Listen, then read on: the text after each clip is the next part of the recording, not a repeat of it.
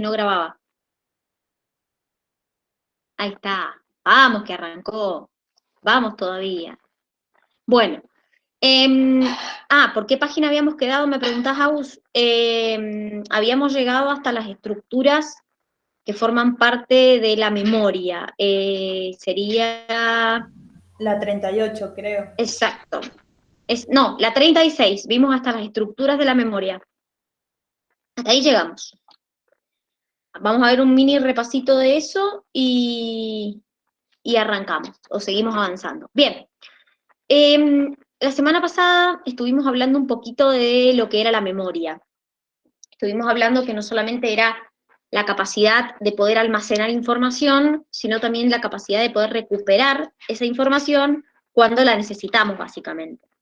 Entonces, habíamos hablado de distintos tipos de memoria, dijimos que para poder transformar la memoria de corto plazo en memoria de largo plazo, yo tenía que hacer un proceso que, ¿cómo se llamaba? Ese proceso. Consolidación. Para yo poder transformar la memoria de corto plazo a largo plazo, hay que hacer un proceso de consolidación. Ese proceso de consolidación generalmente es la repetición, por un lado, es decir, repetir, repetir y repetir. Y por otro lado, también muchas veces en el proceso de consolidación sirve lo que es asociar. ¿Qué quiere decir? Asociar lo que yo esté viendo con algo que a mí me sea significativo. Por ejemplo, no sé, si estamos hablando de una enfermedad, algo que yo tuve, o algo que alguien cercano mío tuvo, o un familiar, o con algo que escuché en la tele. Cuando ustedes asocian, siempre es más fácil de almacenar y se almacena por más tiempo, diríamos.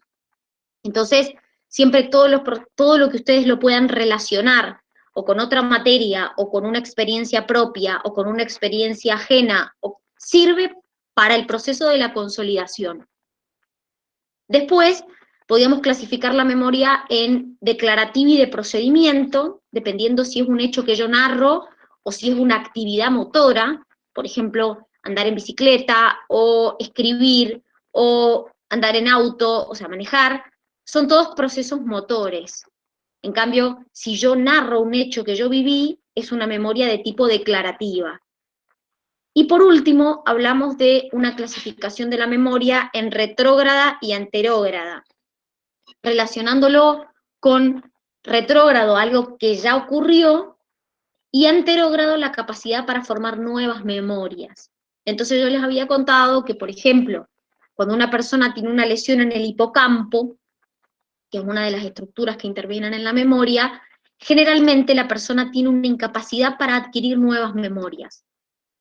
Las ya establecidas no se ven afectadas, pero sí tiene una incapacidad, para establecer nuevas memorias. Entonces, por ejemplo, pasa a veces en la gente grande, o si hay alguna lesión en el hipocampo, que por ahí recuerdan hechos pasados, su familia, su casa, su infancia, pero no tienen la capacidad para recordar cosas nuevas, para almacenar nueva memoria, diríamos. Entonces eso es una amnesia anterógrada, que se llama, porque no tienen capacidad de establecer nuevas memorias, ¿sí? Entonces habíamos dicho que, por ejemplo, intervenían estas estructuras que vemos acá, como el cuerpo mamilar, el hipocampo, la amígdala, el tálamo, la corteza prefrontal, el prosencéfalo basal. ¿Se acuerdan algunas de estas estructuras? ¿En qué otro proceso vimos que intervenían? Por ejemplo, la amígdala, el cuerpo mamilar. ¿En qué otro proceso vimos que intervenían? Que también vimos antes, la semana pasada. El sueño. En el sistema límbico también intervienen. Acuérdense que, por ejemplo, yo les conté que la amígdala se le dice que es la estructura del miedo, porque se activa cuando sentimos miedo. Entonces, muchas de estas estructuras también las vimos en el sistema límbico. Un poco lo que yo les estaba contando era que cuando una persona lesiona alguna de estas estructuras, se puede producir lo que se llama una amnesia, que es una pérdida de memoria, pero esa amnesia dependiendo de la estructura que yo dañe o cómo la dañe, es si es una amnesia temporal o es una amnesia definitiva. Entonces, por ejemplo, un golpe puede dañarme la corteza prefrontal, puede dañarme el tálamo, puede dañarme el hipocampo. Dependiendo del golpe, será si esa amnesia es temporal o es definitiva. Generalmente si hay un daño, depende del daño, ¿no? Pero generalmente son temporales.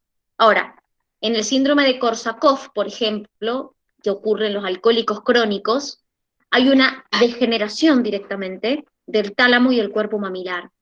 Entonces, en ese caso, como es una degeneración, la estructura está degenerada, claramente es una amnesia permanente. La persona no tiene capacidad de recuperar la memoria porque ya hay una estructura dañada en forma permanente. Lo mismo pasa con el Alzheimer. El Alzheimer, me imagino que habrán escuchado aunque sea nombrar la enfermedad, es una amnesia, no solamente lleva a la pérdida de la memoria, sino también que hay afección de distintos procesos básicos de la persona, y eso es porque hay una degeneración en el prosencéfalo basal. Puntualmente, ahí dice neuronas colinérgicas, eso está relacionado con las neuronas que secretan acetilcolina del prosencéfalo basal, y obviamente el Alzheimer no es una enfermedad que tenga cura. Sí hay medicación como para detener un poco el avance, pero el Alzheimer hoy en día no tiene cura. Y obviamente la amnesia causada por Alzheimer no es temporal. Entonces lo que se hace con la medicación es por ahí evitar un poco que la enfermedad vaya avanzando. Pero muchas veces puede haber una inflamación en alguna estructura o se puede haber interrumpido en forma temporal el suministro de oxígeno, entonces me puede producir un daño en la amígdala o en la presión anterior del hipocampo. En este caso dependerá, en el caso de la inflamación, puede que esa inflamación con el tiempo se vaya, entonces puede que sea una amnesia de tipo temporal. En el caso del suministro de oxígeno dependerá de cuántos minutos estuve sin oxígeno. Y eso me dará si es un daño permanente o es un daño temporal. Entonces, como les dije, no solamente depende de la estructura que se dañe o que se vea afectada, sino también de qué cause la afección. Eso me puede dar una amnesia temporal o una amnesia definitiva. Bien, vamos a seguir hablando un poquito de las funciones cerebrales superiores. Las hemos venido hablando a lo largo de toda la unidad. Yo les he contado, por ejemplo, que las funciones cerebrales superiores están relacionadas con, por ejemplo, el desarrollo de la corteza de asociación de las distintas áreas. También está relacionado con esta neocorteza que los seres humanos tenemos más desarrollada.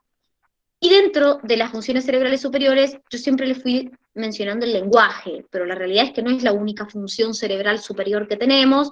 También tenemos lo que se conoce como gnosias y praxias. Las gnosias es la capacidad que tenemos de poder reconocer un objeto mediante algún sentido. El sentido de la vista, el sentido de la audición, el sentido del tacto.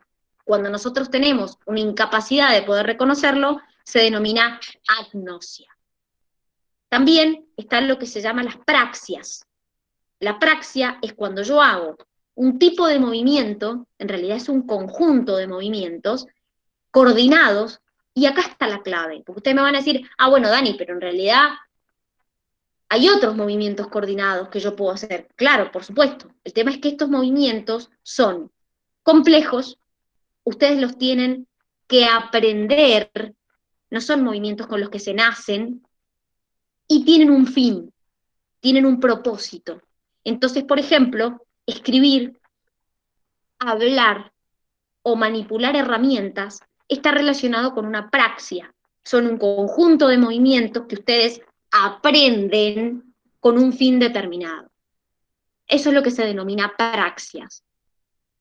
Ahora, ahí les hace referencia al concepto de ilusión y alucinación. Antes que veamos esto, que a lo mejor alguno se acuerda de lo que es la ilusión y la alucinación, me gustaría explicarles un poquito el tema de la percepción, o de lo que se conoce como percepción. Básicamente, nuestro cerebro tiene la capacidad de percibir, ¿sí? no solamente visual, auditiva, es decir, la percepción que lleva a cabo nuestro cerebro tiene una particularidad, que es que el cerebro se basa en supuestos. ¿Qué es un supuesto? Es como que rellena el espacio vacío. Si falta información, le agrega algo para completarlo. Exacto, es como que el cerebro cuando recibe alguna información se basa en suposiciones. Entonces hace como una, ¿cómo les podría decir? Como un preconcepto de lo que va a haber. ¿Sí? Ahora, esos supuestos generalmente están basados en experiencias propias o ajenas. El tema es que cuando el cerebro va a percibir algo como se basa en un supuesto, muchas veces se puede equivocar. Entonces, ¿a qué me refiero yo con que se basa en un supuesto? Por ejemplo, yo dibujo en un papel un cubo y no es tridimensional. Sin embargo, yo lo veo tridimensional, pero no es tridimensional, es un papel. Eso es porque mi cerebro, por más que yo lo dibuje, él lo relaciona, supone de las cosas que ha visto y lo ve tridimensional. Pero muchas veces el cerebro, basándose en estos supuestos, se equivoca, comete errores. Y eso es lo que ahí tienen, que se conoce como una ilusión. Es un error del cerebro.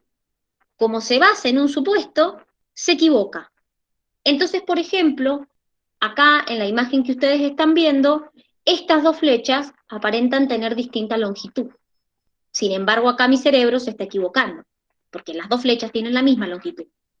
Estos son todos test de psicología, que son muy conocidos. ¿Por qué acá nos aparenta ser uno más corto y uno más larga? Y por hacia donde apunta en el extremo de la flecha. Eso es lo que le da al cerebro el error. Pero en realidad las dos flechas tienen exactamente el mismo tamaño. Esto es una ilusión. Mi cerebro se equivoca. Lo mismo que acá. Acá yo aparento ver límites en este triángulo, pero en realidad las líneas no existen, chicos. Son creadas por el cerebro, como dijo la Cami, para completar información que falta. Pero en realidad esas líneas no están, no existen. Entonces, eso es lo que nosotros le llamamos una ilusión. Es lo que el cerebro, basado en esos supuestos, se equivoca. Muchas veces esto pasa con la visión, también puede pasar con otras cosas, pero hay una imagen que se llama ley de figura-fondo, que me imagino que la habrán visto alguna vez, que es esta, que tienen acá, que esto está relacionado con que ustedes no pueden ver las dos imágenes a la vez. Si ustedes ven lo blanco, parece ser un florero, y si ustedes ven lo negro, parecen dos personas de perfil. Bueno, esta imagen es muy conocida, también fue creada por un psicólogo. Entonces, esta imagen, lo que se llama la ley de la figura fondo, nos es casi imposible poder ver las dos figuras en forma simultánea. Porque si centramos la atención en lo negro, vemos una cosa, y si centramos la atención en lo que es lo blanco, vemos otra. Entonces, eso también nos da una idea de que las dos imágenes juntas no la podemos ver. Y esto está relacionado, como les dije, con la percepción que tiene el cerebro. ¿Sí? Entonces, esto, las gnosias, las praxias, también son funciones cerebrales superiores. Hay acá una definición de alucinación. Una alucinación está relacionada con que no es que el cerebro se equivoque, sino que es cuando percibo sensorialmente algo, un ruido, veo algo, siento algo, y no hay estímulo presente. Las alucinaciones están muchas veces relacionadas con alteraciones psiquiátricas, como la esquizofrenia, como la epilepsia, y también con el consumo de algunas drogas, que me pueden generar alucinaciones. Entonces, sin ningún estímulo, sin la presencia de ningún estímulo, yo tengo percepciones sensoriales. Veo algo, escucho algo, siento algo, cuando en realidad no hay nada, no hay ningún estímulo presente. ¿Mm? Entonces, bueno, estos, lo que son las gnosias, las praxias, también son funciones cerebrales superiores, es decir, que son propias nuestras, además de el lenguaje. Y de eso nos vamos a meter. Si yo les tuviera que preguntar, chicos, ¿qué hemisferio cerebral se encarga del lenguaje? ustedes me dirían la mayoría el izquierdo. La realidad es que eso llevaría a un error. Yo les diría principalmente el izquierdo, porque el hemisferio izquierdo no es el único que se encarga del lenguaje, porque nuestro hemisferio derecho, si bien no interviene tanto, también interviene en el lenguaje. ¿En qué del lenguaje? En lo que nosotros le llamamos la prosodia, que básicamente es la carga emocional que le ponemos a lo que decimos. ¿Y a qué se refiere con carga emocional? A los gestos que hacemos, a la postura que ponemos, a las expresiones faciales que hacemos cuando hablamos. Entonces nuestro lenguaje no es solo decir, bueno, digo un montón de palabras, muevo la boca, muevo los labios. Es también expresar facialmente, hacer gestos en la comunicación. Eso es lo que se denomina prosodia. Y la prosodia se encarga el hemisferio derecho, no el izquierdo. Entonces, si ustedes pudieran ver a lo lejos dos personas hablando y no escucharan lo que está diciendo, con solo ver los gestos de esas personas o la expresión facial, podrían ver si esa persona está diciendo algo triste, está contenta, está enojada, porque tiene una carga emocional, hace gestos, tiene una postura, tiene expresiones faciales que nos podrían más o menos darnos cuenta la intención con la que está hablando. A lo mejor está gritando y nos vamos a dar cuenta, o está enojada, o está triste, o está alegre, y lo podemos ver. Entonces nuestro lenguaje no es solamente un montón de palabras que se dicen y que salen y otro las comprende, sino es también cómo lo decimos, a lo que decimos básicamente. ¿Se entiende? Sí, ¿O Dani. no? Bien, perfecto. Entonces, ahí ven en la imagen que les estoy mostrando, todo lo que es la parte izquierda, el hemisferio izquierdo de lo que es el cerebro. Entonces, acá, por ejemplo, nos mencionan el área motora, la corteza somatosensorial, acá nos muestran la corteza visual, acá nos muestran la corteza auditiva, pero en realidad lo que nosotros queremos que vean en esta imagen son estas dos áreas que tienen acá, que son la famosa área de Wernicke y área de Broca, que si nos fijamos están conectadas entre sí por un fascículo que se llama fascículo arqueado, fascículo arcuado, fascículo arqueato, dependiendo cómo la bibliografía. Estas dos áreas se encuentran en el hemisferio izquierdo. Fíjense que esta área está en lo que es el lóbulo frontal y esta área está cerca de lo que es la corteza auditiva. Y son las dos áreas que nos van a permitir el lenguaje, no solamente la comprensión de lo que digo, sino también el movimiento de mis cuerdas vocales, de mi lengua, de mis labios. Entonces, el área de Broca y el área de Wernicke son las dos áreas encargadas del lenguaje. Entonces, el área de Broca, como les dije, está en lo que es la región frontal y está relacionado, que es esta área que tiene pintada de celeste, con el movimiento de la lengua, de los labios, de las cuerdas vocales, es decir, con la capacidad de mover músculos para hablar, para articular palabras. Ese área de Broca puede resultar lesionada y se denomina afasia motora o afasia de Broca. Entonces la persona, en este caso, va a comprender perfectamente lo que dice, pero probablemente o no pueda mover la lengua o los labios para hablar, o su habla sea muy lenta, porque le cueste mover la lengua, las cuerdas vocales, los labios, para poder articular palabras. El área de Wernicke está ubicada cerca de la corteza auditiva, la rodea, miren, acá está el área de Wernicke y acá está la corteza auditiva, y en este caso es el área de la comprensión. Entonces es el área que me va a poder permitir comprender y darle sentido a lo que digo. Entonces cuando una persona tiene una lesión en el área de Wernicke, lo que va a hacer es tener una afasia sensitiva o afasia de Wernicke. No va a poder comprender lo que se dice. Entonces va a hablar, pero va a hablar incoherencias. No va a tener sentido esas oraciones que emite. porque justamente su problema está en la comprensión y no en el movimiento de la lengua, de los labios o de lo que sea.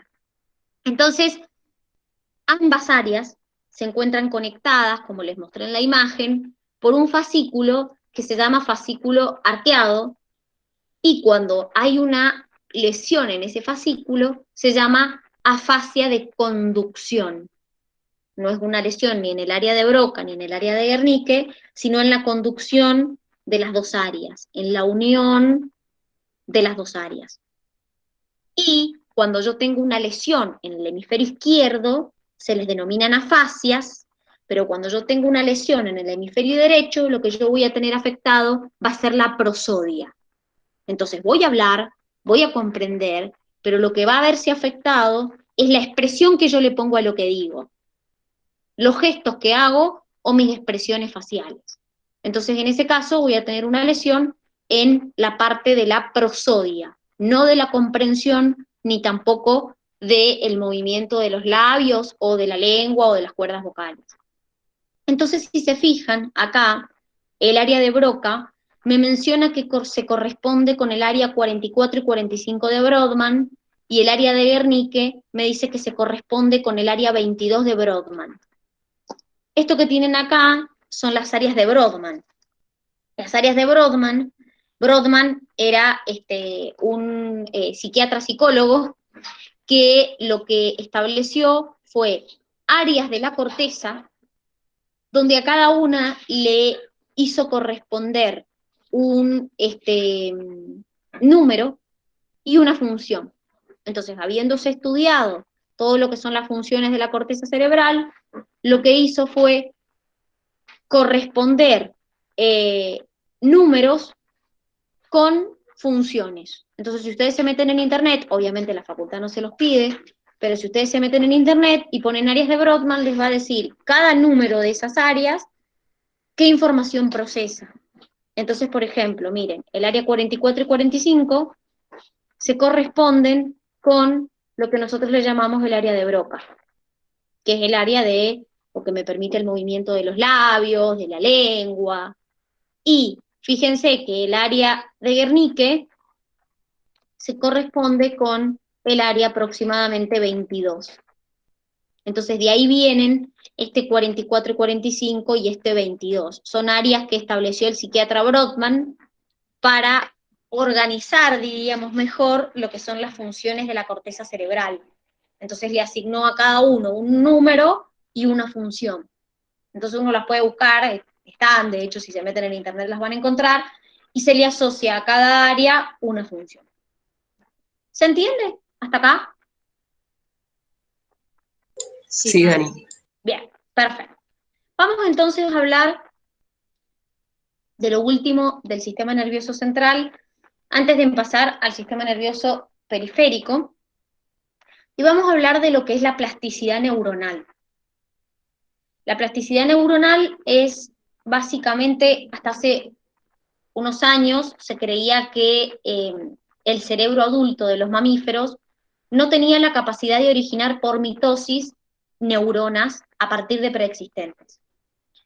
Con el correr del tiempo, con el avance, se ha descubierto que hay células que se pueden diferenciar en neuronas nuevas.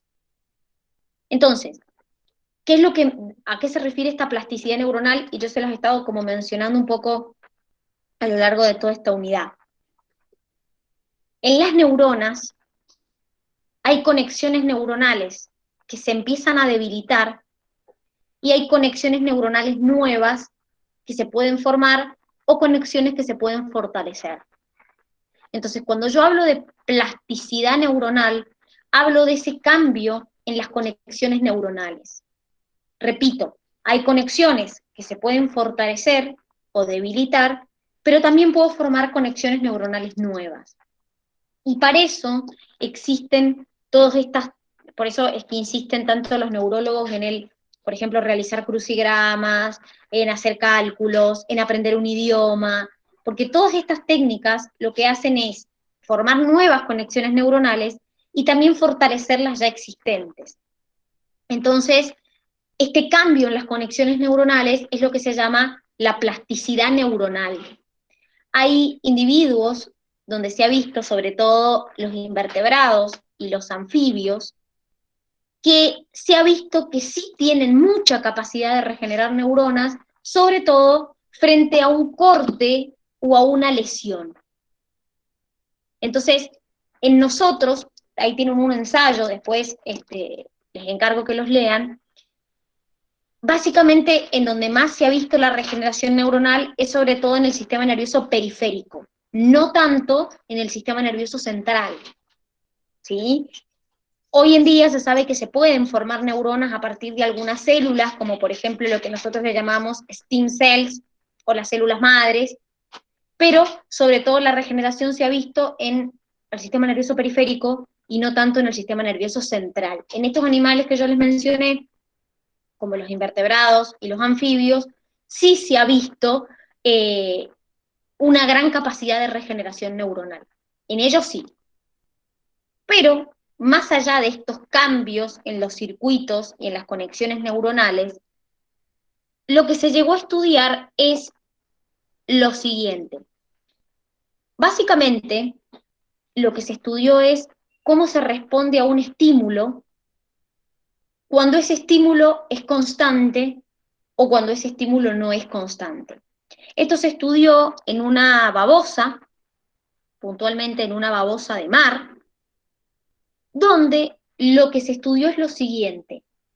Cuando se tocaba en la parte ventral a la babosa, había un reflejo de retracción de sus branquias. Entonces, ¿qué se hace en el estudio? Se le tocaba la región ventral a la babosa, un asco, pero bueno, y el molusco rápidamente retraía su sifón y sus branquias. Ese estímulo de tocarle la parte ventral a la babosa provocaba una gran cantidad de neuronas sensoriales que se activaban, gran cantidad de interneuronas y también gran cantidad de neuronas motoras. Ahora, si yo a esa babosa la tocaba en forma repetida en su parte ventral, dejaba de retraerse ante nuevos toques. Es decir, dejaba de retraer su sifón y sus branquias cuando yo el estímulo lo hacía constante. Entonces, ahí surge lo que se llama la habituación.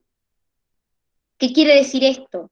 Es un cese en la respuesta motora cuando el estímulo se hace constante, cuando se estimula ese área en forma repetida. ¿Y por qué hay un cese en la respuesta motora? Porque disminuye la cantidad de neurotransmisores liberados. Entonces, cuando yo estimulo una región en forma constante, disminuye la cantidad de neurotransmisores liberados por las neuronas sensoriales. Entonces me habitúo a ese estímulo. Y eso, ya lo van a ver en la unidad que sigue, me permite poder distinguir otros estímulos más importantes. Entonces, si yo a esa babosa en forma constante le tocaba su parte ventral, dejaba de hacer esa retracción de las branquias. Es decir, es como que dejaba de responder al estímulo y en realidad lo que pasaba era que había una habituación a ese estímulo. ¿Se les ocurre algún caso en nosotros que pueda pasar? Sí, cuando te ponen la vía, por ejemplo, al hospital, que después de un rato no la sentís.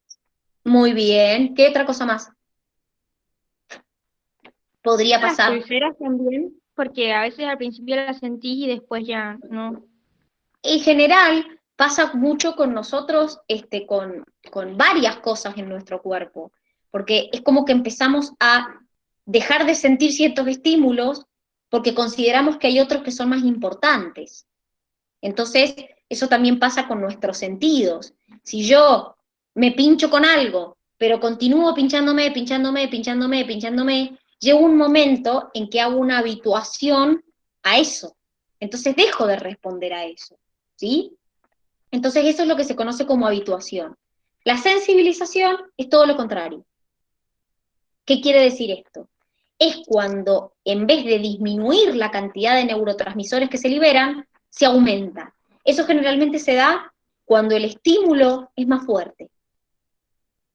Entonces, en vez de, vieron que, no sé si alguna vez escucharon la palabra, es sensible, o tiene sensibilización en la zona, o eso es porque En esa zona probablemente haya más cantidad de receptores sensoriales, por eso esa zona sea más sensible, pero esto está relacionado con que cuando yo aumento un estímulo, hay un incremento en la cantidad de neurotransmisores que liberan las neuronas sensoriales.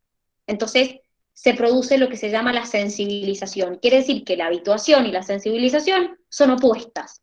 En uno disminuye la cantidad de neurotransmisores que libero y en el otro aumento la cantidad de neurotransmisores que libero. Generalmente para lograr la sensibilización, sí, totalmente, ¿sí? Exactamente. Exacto, Cami, sí, es verdad. Nunca se han hecho, bueno, no sé si alguno es alérgico acá, nunca se han hecho las pruebas de la alergia en el brazo, esa que te van pinchando con distintas cosas, a ver a qué sos alérgico.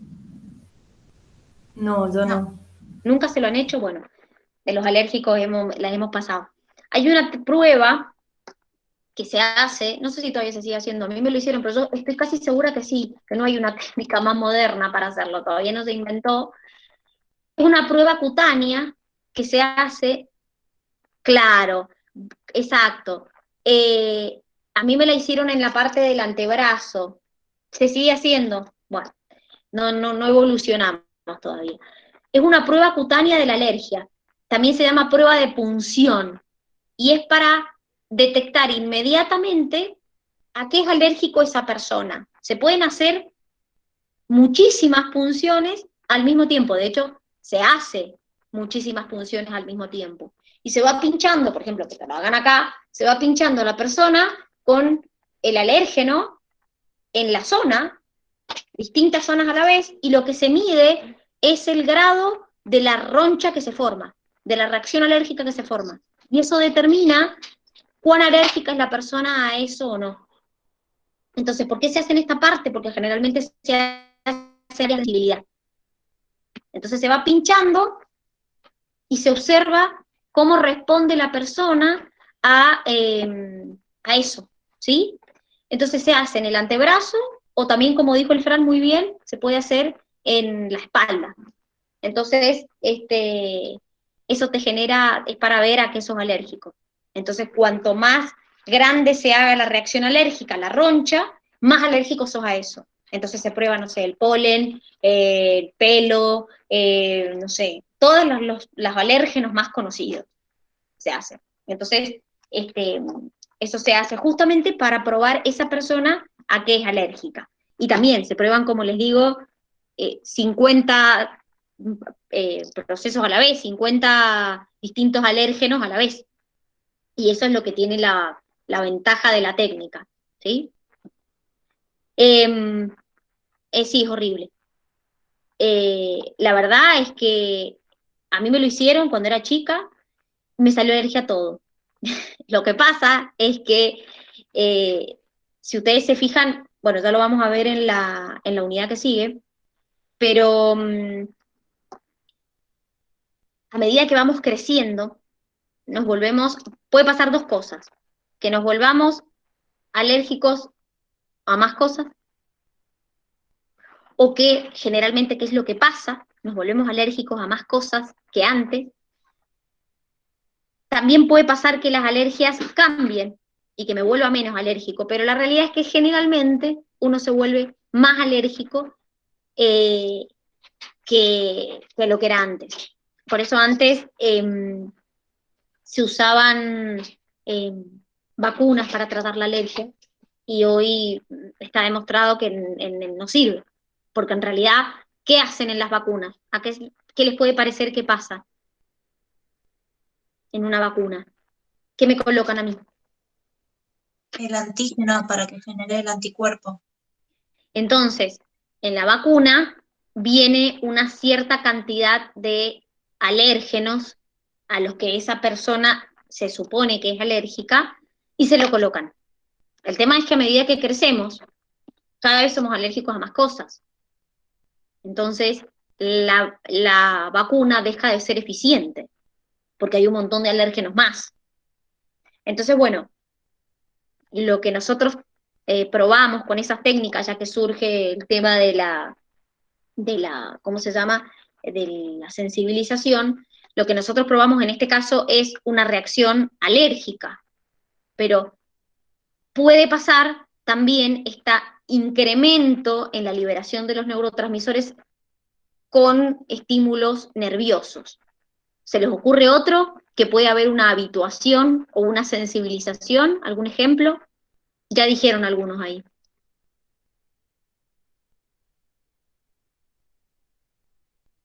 No sé si lo dijeron, pero cuando te pones la ropa, que al inicio la sentís, pero ya después no. También es Bien, algo. perfecto, muy bien. También pasa con los olores o los aromas, que por ahí al principio los sentimos muy fuertes y después es como que nos vamos habituando a esos olores o a esos aromas, ¿sí? Entonces, son todos ejemplos de habituación. Perfecto, muy bien. ¿Y se les ocurre alguno de sensibilización?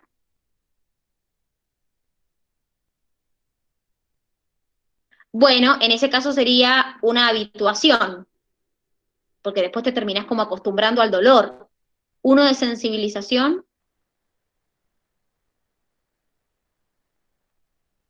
Bueno, ¿en qué sentido? ¿Ese sería habituación o sensibilización?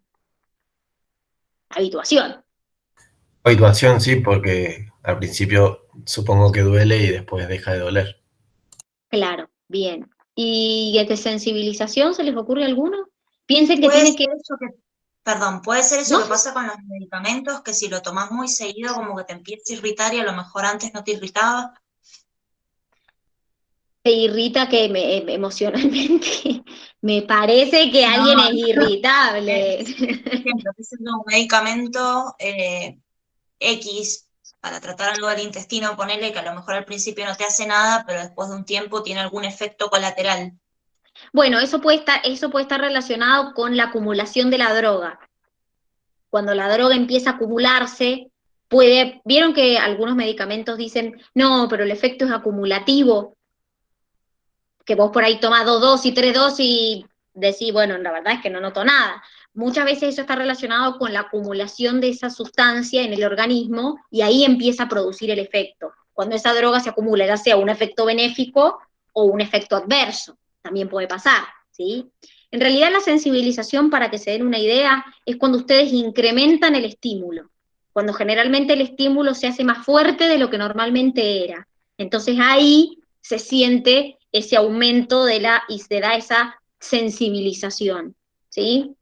Dani, Puede ser, dime, podría ser ponerle cuando te cortás, viste que cuando te cortás en el momento no lo sentís, pero después empezás a sentir el dolor y se puede vuelve constante. ser, puede ser, sí, puede ser, porque el estímulo se hace más fuerte, sí, sí, totalmente, totalmente. Bueno, como para que se den una idea, lo que yo quería era que entendieran la diferencia entre una habituación y una sensibilización. Hay un montón de ejemplos, la verdad es que permanentemente estamos respondiendo a estímulos internos y a estímulos externos.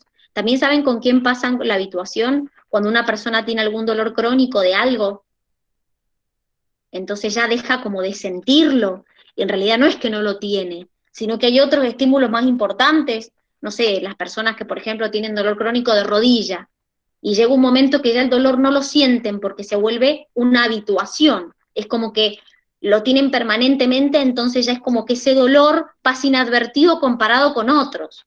Eso también es un ejemplo de habituación, ¿sí?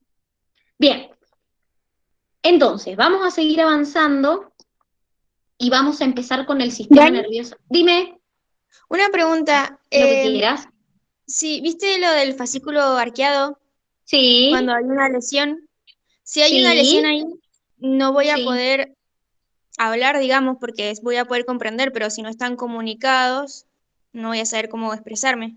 Mira, generalmente cuando se da una fascia en la conducción, que es esa lesión en lo que vos me preguntás, Aus, generalmente la persona comprende, elabora un lenguaje, pero no tiene la capacidad de conectar con la propia, o sea, no puede conectar esa comprensión con la propia emisión de las palabras. Entonces, es raro porque la persona está comprendiendo lo que quiere decir, elabora correctamente el lenguaje, pero no hay una coordinación en lo que está diciendo. ¿sí? No es que habla incoherencias, como una persona, por ejemplo, que tiene una lesión en el área de Guernique, donde no comprende, entonces dice palabras incoherentes, sino que la persona comprende, también la persona elabora el lenguaje correctamente, pero lo que ocurre es que no puede conectar ambas cosas. Entonces, es raro de explicar porque la realidad es que no puede conectar lo que comprende con la emisión de sus propias palabras. Pero no es que esté lesionado el área de Broca o el área de Guernique, sino la lesión es en la comunicación de las dos áreas, de la comprensión con el movimiento de la lengua. Eso es lo que generalmente pasa cuando hay una fascia de conducción. Y cuando intenta hablar, dice otra cosa o no. En realidad, generalmente cuesta el razonamiento porque, a ver, su comprensión está y la capacidad para mover la lengua o para mover los labios también está. Pero muchas veces la comprensión, o sea, se hace como difícil de entenderle lo que quiere decir, por una cuestión de que hay una lesión en la comunicación entre ambas áreas. Entonces, no es que no entiende qué decir, sino que muchas veces no lo puede expresar, porque no es que no pueda mover la lengua o los labios, sino que no hay una unión entre lo que quiere decir y lo que dice. ¿Se entiende? Sí, sí. O sea, él Sí. sabe lo que quiere decir y se entiende lo que quiere decir y puede hacerlo, pero no hay una articulación entre el movimiento de su lengua y sus labios y realmente lo que él está comprendiendo. Porque el problema está en la conducción de las dos áreas, diríamos. Bien, vamos entonces con el sistema Gracias. nervioso periférico. En este caso, la primera clasificación que hacíamos era en somático y autónomo. ¿Cuál era la diferencia?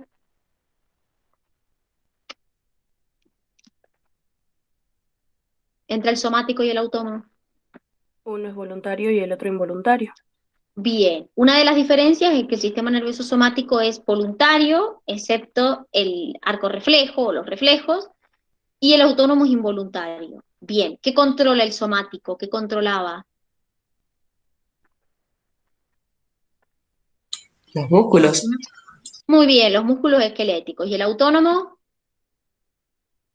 El resto de los procesos. Generalmente los órganos, vísceras. Bueno, entonces, ¿qué es lo que tenemos que empezar a ver acá? El sistema nervioso periférico está formado por nervios y por ganglios. ¿Cuál era la diferencia entre un nervio y un ganglio?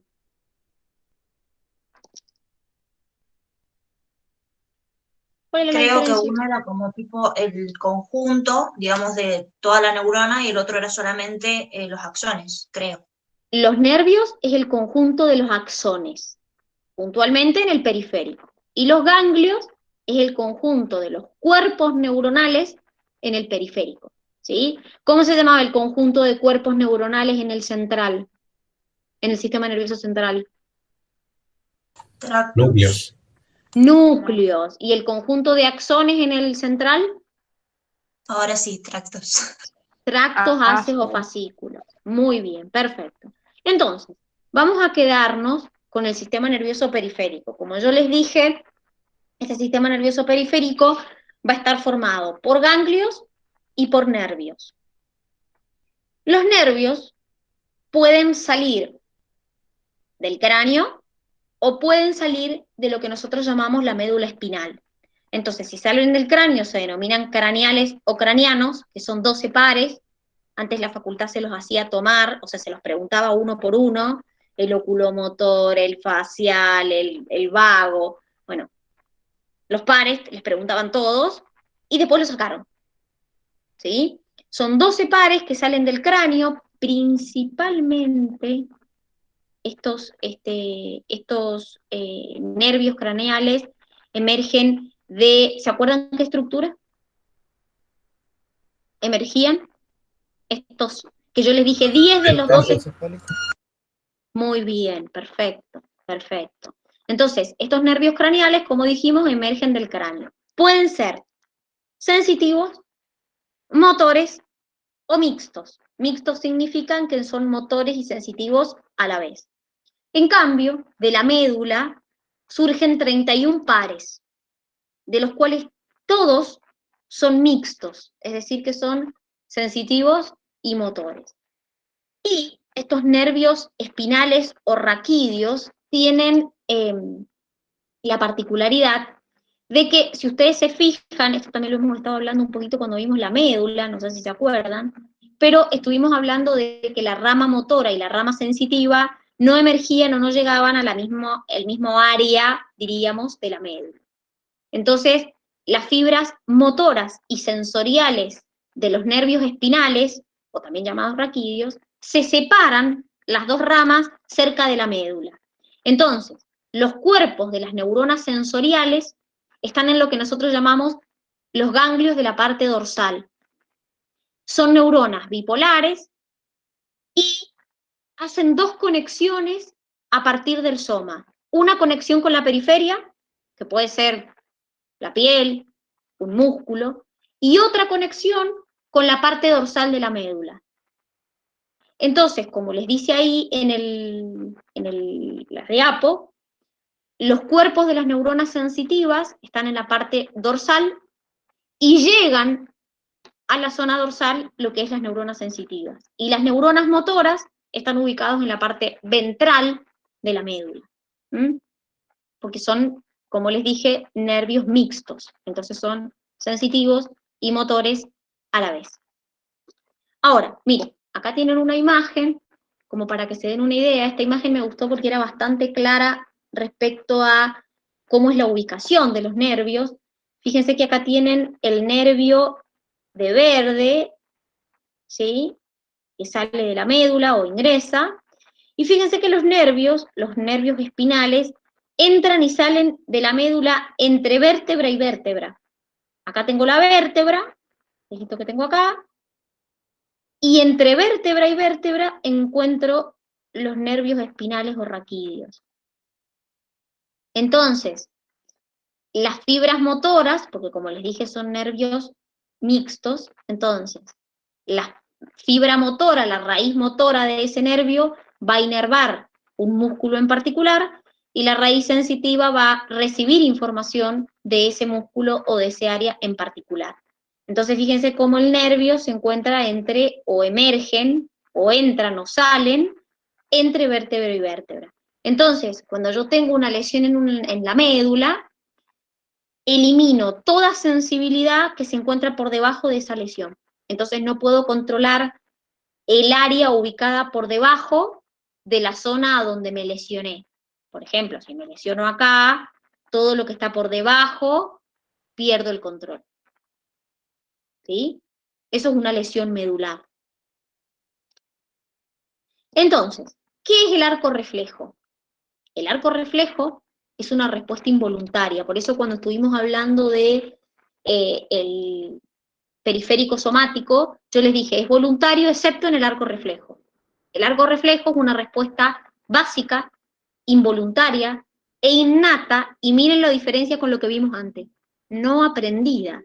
Yo no aprendo a hacer un arco reflejo, ya nacemos con esa capacidad de respuesta. Y además es una respuesta estereotipada, es decir, que generalmente siempre es igual.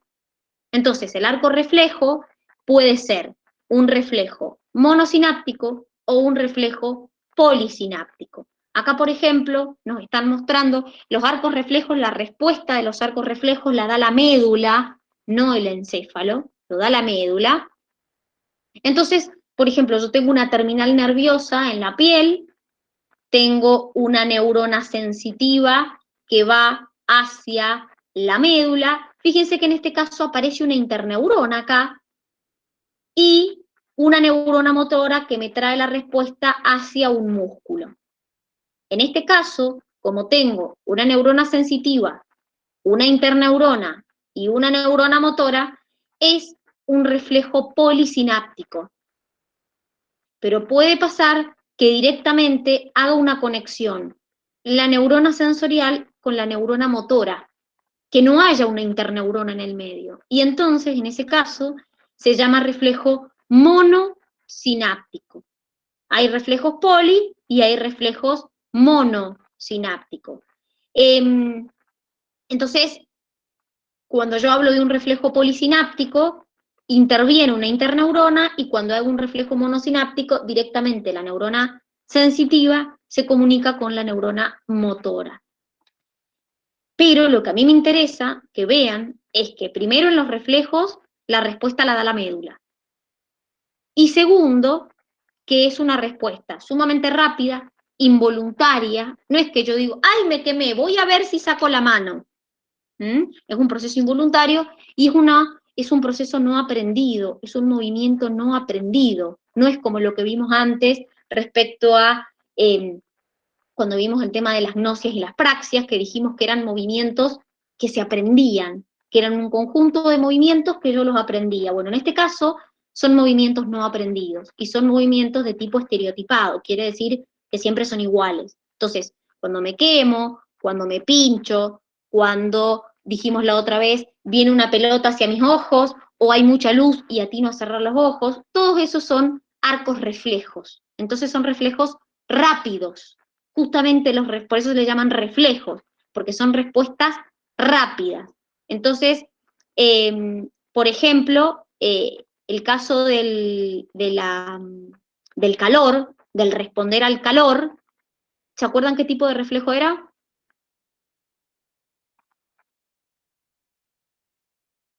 Cuando me quemo, ¿no se acuerdan qué tipo? Polisináptico. Muy bien, perfecto. Quiere decir que va a intervenir la neurona sensitiva, la interneurona y la neurona motora.